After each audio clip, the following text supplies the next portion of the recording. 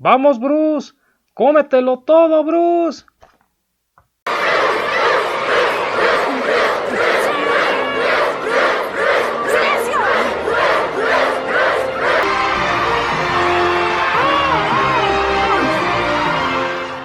Los pasteles, los panes y demás productos que son horneados ocupan un lugar muy especial en la cocina mexicana. Es más, no solo en la cocina, sino también dentro de la cultura mexicana. El panadero con el pan, el panadero con el pan, el panadero con el pan. Así que, como estamos ya en el mes más patrio, veamos uno de los componentes más cotidianos en la vida del mexicano: la panadería.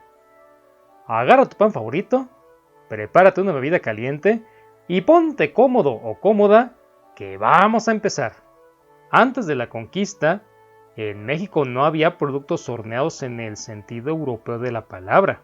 El principal alimento de grano era el maíz, la tortilla y el tamal. Sin embargo, cuando llegaron los europeos, estos trajeron el trigo, porque, como ya mencionábamos en otro video, pretendían replicar su estilo de vida en este lado del globo. Y eso incluía la comida. La primera cosecha de trigo fue plantada en tierras pertenecientes a Hernán Cortés, que más tarde las obsequió a Juan Garrido, un esclavo liberado, así como uno de los primeros panaderos de la época colonial. Las primeras panaderías fueron establecidas en la década de 1520. Las panaderías europeas de la época eran empresas familiares, las cuales pasaban de generación en generación. Sin embargo, mientras tanto, los conquistadores quisieron evitar el trabajo manual, por lo que le enseñaron a los indígenas a que hicieran pan para ellos. Sin embargo, jamás se estableció de manera generalizada una tradición para hornear en casa. Ello debido a que muy pocas familias podían permitirse el lujo de tener hornos. Al principio, solo había un pequeño mercado para el pan, porque los productos iniciales eran pobres y los indígenas no comían pan. Aunque el consumo de trigo nunca sobrepasó al maíz, el pan se convirtió en un importante alimento básico, y la limitación de su producción a las panaderías hizo estas empresas importantes. Durante todo el periodo colonial, las panaderías estaban fuertemente reguladas. Las autoridades coloniales fijaban la cantidad de trigo utilizada, el peso de los panes y los precios de estos. Cada panadería tuvo que marcar sus productos con un sello para fines de identificación. Los productores de trigo tenían que vender a los molineros, que luego vendían harina a los panaderos. Todas las empresas tenían que reportar las ventas y compras al gobierno. El objetivo de toda esta regulación era garantizar un suministro de pan barato y prevenir la manipulación del mercado. Sin embargo, no fue muy efectiva, debido a la corrupción y a las prácticas para adulterar el trigo. Debido a que los productos horneados hicieron comercio, las regulaciones también incluyeron la formación de gremios y títulos de maestro panadero. Los miembros del gremio tenían privilegios monopólicos, como las ventas en los mercados de las clases altas y el control sobre la mayor parte del resto del mercado. Estos miembros tenían que ser de ascendencia española, y aunque hubo algunas ventas de panes fuera de las panaderías de Alianza, como las realizadas por las mujeres indígenas que aprendieron como ayudantes en los conventos, corrían el riesgo de sufrir un castigo por hacerlo. Ser un miembro de la hermandad llevaba un alto estatus, pero el trabajo fue realizado por los empleados que no tenían oportunidad de avanzar. Hasta principios del siglo XX, la vida de los trabajadores de la panadería era excesivamente dura, lo cual les acarreó varios problemas de salud. Los patrones españoles explotaban a las clases más bajas de la sociedad colonial, a menudo atrapando a los trabajadores con el peonaje por deudas y el uso de trabajos forzados para convictos que podrían recibir condenas de años de amasar la masa. En el siglo XVIII, el 90% de los panaderos eran indígenas, siendo el resto mulatos o mestizos. La mayoría murieron jóvenes, ya sea de una enfermedad, accidente o por alcoholismo. La popularidad del pan creció con el tiempo en un número de comidas, especialmente en el desayuno. En el periodo colonial, el desayuno de pan dulce con chocolate caliente se puso de moda, con el chocolate reemplazado por el café al final del siglo XVII. Y a finales de esa centuria, había cientos de panaderías que se encontraban en todas las principales ciudades coloniales de México. Las ventas se hacían en estas panaderías, así como en las tiendas de comestibles de los barrios, mercados tradicionales o bien por los vendedores ambulantes.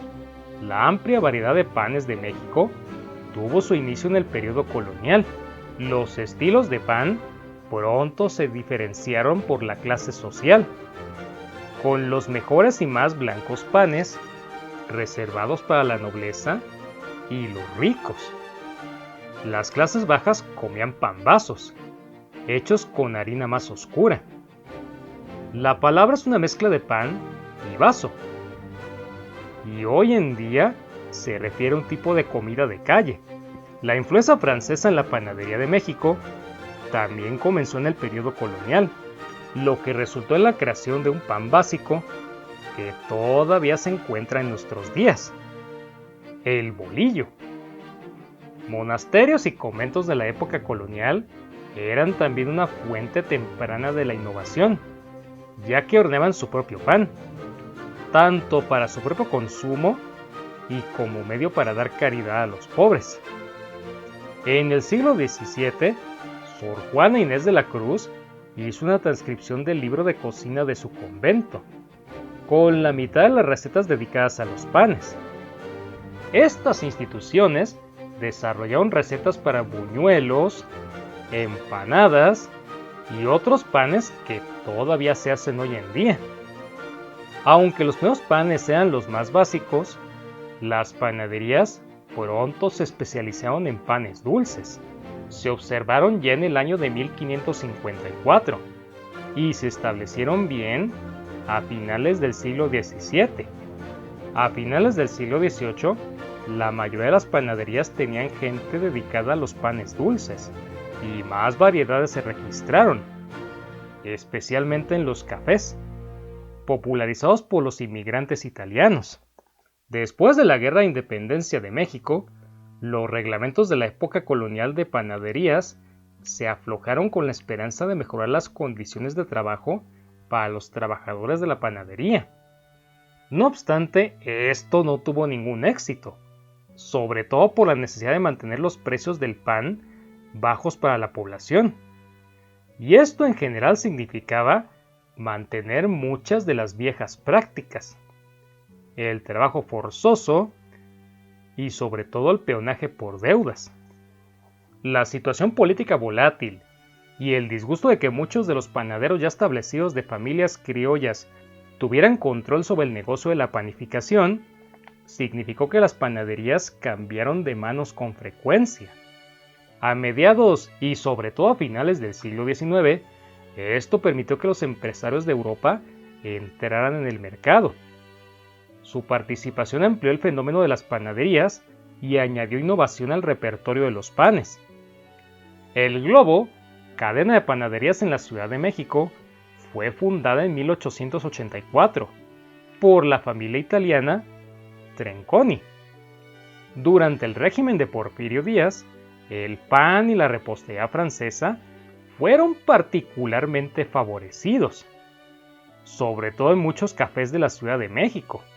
Además, se introdujo el pan estilo norteamericano, el sándwich de pan. Esto durante la intervención estadounidense en México. Mientras nuevos estilos se introdujeron, nuevos propietarios adoptaron empleamiento mexicano tradicional y las prácticas monopólicas incluyeron alianzas de matrimonios, lo que aumentó considerablemente el número de panaderías, permitiendo que muchas personas en esta época tuvieran una panadería cerca. Antes de eso, la mayoría de la gente compraba pan de los vendedores ambulantes. En 1880 había 78 panaderías en la Ciudad de México, junto con muchas personas que vendían sus propios panes en las calles y los mercados. En el siglo XX, una serie de estas panaderías ganó reputación, la Vasconia. Mientras las prácticas de empleo no cambiaron durante la mayor parte de este siglo, una huelga importante en el 1895 marcó el principio del fin para ellos, poniendo fin a la práctica de encerrar a los trabajadores de las panaderías en los dormitorios durante las horas no laborales. Aunque los empleados podían salir de las panaderías en su tiempo libre a principios del siglo XX, los trabajadores de la panadería todavía trabajaban entre 14 y 18 horas, dejando poco tiempo para apenas poder dormir. El Día de los Muertos era uno de los pocos, si no es que el único, día de fiesta reconocida por los panaderos. Gran parte de la industria panadera estaba en manos de extranjeros de esa época, especialmente los vascos en la Ciudad de México, que eran el mayor consumidor de pan por mucho. La Revolución Mexicana permitió un cambio importante en la industria de la panificación, primero con la organización de la Casa del Obrero Mundial en 1915, pero esta industria tuvo dificultades para garantizar concesiones a pesar de la simpatía sindical del gobierno de Venustiano Carranza, debido a la necesidad de alimentar a la población con pan barato. Esto permitió a los dueños de la panadería resistir muchas de las demandas de los trabajadores hasta el año de 1928. A mediados del siglo XX, hubo una innovación en la producción y en las ventas. Amasadores mecánicos y mezcladoras se introdujeron a principios de este siglo. Hasta mediados de los años 40, la mayoría de las panaderías mostraban sus productos en vitrinas. Los clientes tenían que pedir a los trabajadores el pan para poder armar su orden. Sin embargo, ya en la década de 1950, el panadero Antonio Ordóñez Ríos decidió acabar con las vitrinas de cristal y permitía a los clientes elegir sus propios panes y colocarlos en una bandeja para ser contados y cobrados por el personal. Este es el sistema utilizado en la mayoría de las panaderías del México contemporáneo. Desde mediados de la década de 1950, la variedad de panes ha disminuido un poco, pero las panaderías de barrio siguen prosperando, la mayoría de las cuales hacen sus propios productos.